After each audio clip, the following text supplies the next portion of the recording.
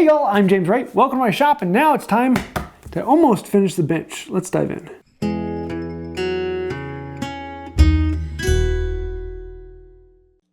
All good projects start with sharpening, and this one is no different, and especially at this point because I'm getting into the finishing here, and we need to actually smooth and detail everything out. Because this is white oak, the grain goes all over the place, so I want to make sure my iron is really good and sharp so I get a nice clean surface on there. So if there is a little bit of switchback, it can handle it. Now I'm going to come at this with a card scraper in a little bit, but here you can see some of the spots where it's hitting and some of the spots where it's not. When it's nice, clean, straight grain, it works out well. But when it goes all over the place, it's time to pull out the card scraper and get that nice surface that's just about finish ready. We also want to chamfer this and clean up the corners. And particularly, I want to chamfer all of the outside corners, anything you're going to be bumping into. I'm putting a pretty heavy chamfer on them because I want it to be a durable surface. I'm not just knocking the corner off. And here you can see I have a chamfer sled that is locked onto my block plane. I've got plans on doing this as well as Reed Planes sells a kit that you can actually create this. It clips on and off really easy and a lot of fun. I don't pull it all off, but when I need to make a lot of chamfers and I want to make them all the same, that's when the chamfer sled comes out. All of the joints are put together with draw bore mortise and tenon, and so I need to make the pins that go through them, and these are 1/2-inch oak dowels. I'm going to chamfer down one corner, one end of it, so that it goes into the hole a little bit easier. We actually drilled all the holes for them in a previous video, but now we need to attach them together. Now this is going to be a little bit weird for some people, but yes, I am doing a draw bore mortise and tenon, and I'm using glue, and it's going to be epoxy. Why? Belt and suspenders. It's really not going to hurt to do this because this is not something I'm ever going to be taking apart, and the epoxy will give me the best bond of anything, and this allows me to just drive it down in. And there's one set of legs. These are really heavy legs. So then I can put the stretchers into the first set and then get ready to lift up the second set and put them in. And this actually took a good bit of finagling. I edited out a lot of the back and forth, and it's just me holding it up here and twisting things around, and oh my, it just popped down. That's nice. Put in the pins and call it good. And we can set this back down and we can start doing all of the work on getting this into the bench. Now this is the point where I really start to worry because I want to make sure that this actually fits in, and there's 4 big joints that have to go in, and if any one of them are off a little bit, then oh no. But this one actually popped in 1, 2, and 3, and then the 4th one took a little bit. It was twisted just a hair as it has dried over the time, but it actually went in relatively smoothly. The next thing is then pounding them all down because they are a really nice clean fit, and so a good bit of whacking on one, it slides down to the first stop, and then we go back and whack on those, and we go back and forth from one leg to the other, and then I realized, let's just get a bigger mallet. And just picking up a scrap piece of the old leg, you can see how they pound down and sink. Oh, it just felt so good when they actually go all the way home. So after letting those dry and cure, we can flip this onto one side and start doing all the detailing on one side. First thing we need to do is cut off all of those dowels nice and flush. I was originally thinking about actually putting a pyramid on them, but I thought, just cut them off flush. It's one of those things where I'm going to be running into it. I don't need to have anything sticking out. Yeah, it looks kind of cool, but I don't need to mess with that. I also want to plane the surface of the bench, the front edge, so that it is flush with the legs. I left the front edge just a little bit proud, and that means I need to come back in and plane it all down. And you can see a few marks on that front edge from the mill, and I'm leaving those on there because I don't want to take off any more material just to get rid of those. But it just adds a little character to it. All of the legs are much longer than they need to be. So I've got this pinch rod that I've set up to be the exact length of the legs, and I'm measuring down from the bottom of the bench down to the leg, and then I mark all the way around and cut off that excess. So I left them all about 3/4 to an inch longer than they needed to be. But now that they're all cut to the same length, I know that they are flat to the top. I've got this live edge on here, and this actually took a good bit of work. I went at it with the spoke shave and with a wire wheel, a little bit of sandpaper and some of those nooks that I couldn't get back into, a few picks, and just spent a good bit of time on this cleaning it up. I want to leave that rough edge on there, but I want to make it smooth to the touch. So everything has been rounded and cleaned over, and I really like the look of the feel on this. Then we can flip the bench over onto the other side and do the exact same thing all over again. I do want to make sure I get all of the bottoms of the feet chamfered. I want a really big heavy chamfer on there. You can see I'm not using a sled here because I'm just quickly doing it. I don't need to make them perfect. I just want to make it tough so when I slide it around, it's not going to be chipping off the bottom. I'm also attaching these same casters that I put on my other bench, but on this one I actually designed it so that they can go on the inside of the bench. So I don't need to ever touch them so they're not sticking out in the way, and I can just pick up one end of the bench to pop them in and out. And I really, really love these casters. They allow me to move it back and forth, and then I just lift the end just a hair and they retract and go back in, and I get a really nice solid connection on the bench.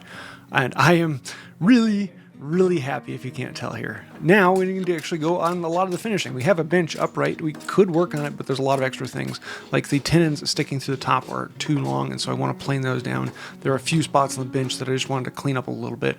And we can start putting all the vices in that we installed earlier. And if you want to go back and see those, I'll have links to all of the Vise videos earlier.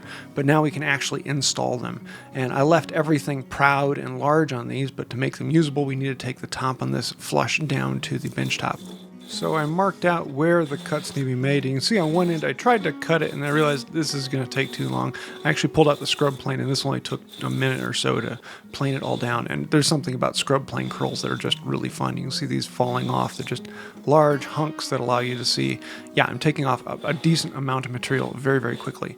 We get it down close to where it needs to be with the scrub plane, and then I can bring in my heavy jack plane and smooth that out and get it really close to where I want to. I'm not going to really detail this yet because later on, once the bench has stopped moving, I'm going to come in and surface the whole thing and plane it all nice and flat, and part of that will be the vise.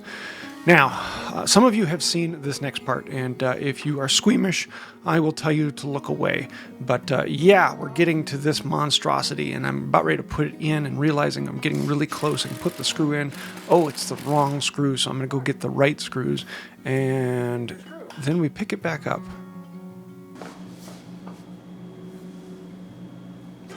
No! Oh, no! No, no, no! No! Oh, no! No! Oh! Oh, no! Yeah. It was about then he knew he messed up. And so I needed to replace it, and I was going to replace it with a new one, maybe making one, but then I was able to find there was one that actually had an original that was very, very close. It wasn't exact, but it was close enough, and I needed to do a few modifications to make it fit. I needed to space out the point between these two a little bit. Also, the holes in this are a little larger than they need to be, but that's okay because it gives me a little bit of wiggle room putting them in. So we can file those down, and the filing took a good bit, and it was a lot of checking it and going back and filing some more and checking it and coming back. And I spent my time on this because I wanted to get a nice clean fit. I wanted this to be an accurate fit, and so I spent 30-40 seconds and then checked it, and 30-40 seconds and checked it, and I got closer and closer and closer until finally it actually goes on and swings and everything is happy. And now I have a functioning vise once more, and the world is all pleased and everything is really good. But here you can see this one's a little bit different here. It's not quite as wide, and it also is a little taller, so I need to take this socket down just a little bit more so it can sink in.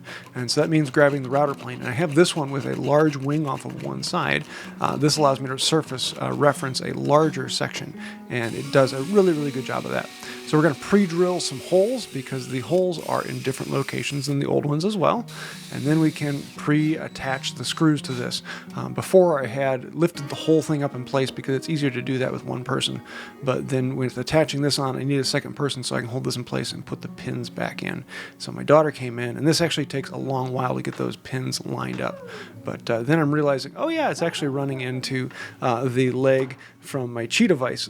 So I can't swing this up without pulling out the cheetah vise. And it was one of those things that I knew going into it just because I would have to make the end of the bench stick out so much farther. So it's one of those things I just had to work around one way or the other. But I'm really, really happy with how this all came together, and now it's actually in my bench. If you want to see the installation, I've got a whole video dedicated to cutting the socket and installing this. It's in the playlist in the description. So we can set, this bar is actually in here to lock this whole beast in place so that when I move it up and down, it actually can lock at any angle I want to. So I can swing it up and lock it in, and then the other one allows me to rotate the head. I can loosen that and rotate the head back and forth, and it just has every possible way of clamping something all in one, and I really like how it came out. Grabbed a piece of oak dowel and put on a couple rubber stoppers. I want to do something a little different for that dowel in the future, so that's why I'm just putting rubber stoppers on there at the moment. They work out well, but they're not going to be long term. But then I realized, oh yeah, I need a bottom for this. Now before I used solid wood and actually cut a 1/4-inch rabbet into the pieces, and it worked out really well. But in this case, I really don't like those little pieces that I had to make it solid and shiplap the bottoms. It's nice and pretty, but they were annoying, and I'd rather have it just all one piece. And so I know it's a little sacrilegious, but I really like having this 1/4-inch plywood on here. It actually is a really nice bottom for this, and because it's only 15 inches wide from stretcher to stretcher, it actually works out really, really well. So I just need to cut out these notches where it will fit into the legs, and then we can put it down in place, and it just sits there. And the nice thing about this is when I need to clean underneath, I can actually pull out this plate and get access underneath, and everything is just quick and easy, and I like that simple design. We want to put a bunch of dog holes in this because I do work with a lot of dog holes, and I'm actually making this main dog. It actually comes from the Andrew Klein bench kit, and this is part that I ordered with the bench vise. And it has a 3/4-inch hole that goes all the way down through it, and then a socket at the top that actually holds a little ring of wood that holds this in place. Unfortunately, the size it needed was a weird size, and I didn't have the forcener that was the exact size for it. So I got it a little smaller than it needed, and then I just came in with a gouge and cut it back to the line. It actually worked out really, really well. You can see how this actually will slide down in there, and now that head will be able to pop up and will have a nice little decorative edge on there. I'm going to attach that in with some epoxy. Why epoxy? Because it's something I trust, and if it's going to be in there long term and just go in, I love epoxy because it gives me that working time that I want, and I don't have to mess with it. It's just an all-around really solid adhesive, and I like it for that. So we'll let it sit overnight and then come back and flush clean it off.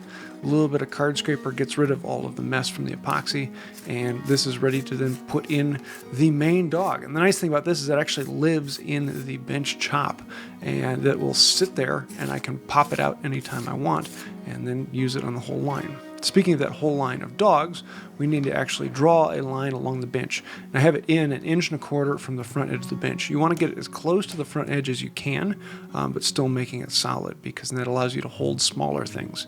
And then I can walk out the marks by the divider and then put in a little dimple from the punch and go right down along the bench, pop, pop, pop, pop, pop. I'm setting these up initially at 6 inches apart because 6 inches is easy to move on this vise. I will probably come back and put in 3-inch increments on the closer ones up to about 2 feet away. Having 3-inch just makes it a little bit easier to go back and forth, but with this fast vise it actually works out well. For the one that goes into the leg, I'm going to put a hole in from the side, and this will allow the chips to come out the bottom rather than clogging it all up. And then after that, we can go through and do the boring part. Yes, this is a demon-possessed project. I have built benches just using hand tools, and this is not one of those. And so pulling out the drill every now and then makes this a lot easier, especially in this part where I'm going to be drilling a whole bunch of 3/4-inch holes. And I'm going to be storing tools here and there. And yes, if you are using a 3/4-inch holdfast, you need to drill a 3/4-inch hole. Everything is designed for the 3/4-inch hole, not designed to actually be 3/4-inch in diameter. And I put the holdfasts through one leg, and then I put all of my bench dogs in another leg, and all of that accoutrement goes in there. At some point in the future, I am going to build a little better storage down here, but I always intended to do that on the old bench. Oh, and yeah, I really like this new tape hanging design. I tried that, and it's actually working really well. So there, happy bench. So there you have it. The bench is basically done. It's about where I'm going to leave it for right now. Now I still need to put on a leg vise here. I'm going to be doing that soon. I'm just waiting for that chop to fully dry out. I'm also going to do a little bit of carving on some of the legs, and then I need to actually finish it. But I want to wait on actually putting the finish on this until it's had more time to set. Now yes, I did let this air dry outside for 2.5 years, and then I had it in a kiln for 4 months, and it's been down in my basement for almost a year now, and it's still nowhere near dry. It's going to need a lot more time. As a matter of fact, since I actually flattened this out at the end of last year, it's got a little bit of a cup in the top. It's about a 32nd of an inch from side to side in the middle, and I'm going to be keeping an eye on that, but I don't want to actually finish it and do all the last little things until it fully dries out and settles out. I did know going into this that, yes, if I'm going to make this out of a single piece of wood, it is going to have extra movement in it. It's one of these things where that's one of the downsides to having a large single slab of wood is it's going to have some movement, some change over time. And I'm not going to be able to get a perfectly, amazingly flat slab all the time. But because I live in an air-conditioned basement, it's going to be relatively good once it finally stabilizes. But that's probably going to take another year or two. So all that being said, yes, I'm glad to finally have this up and going. I'm glad to finally have that vise working, which I might have a video coming out on that here soon. And I'm looking forward to all the things we're going to build on this in the future.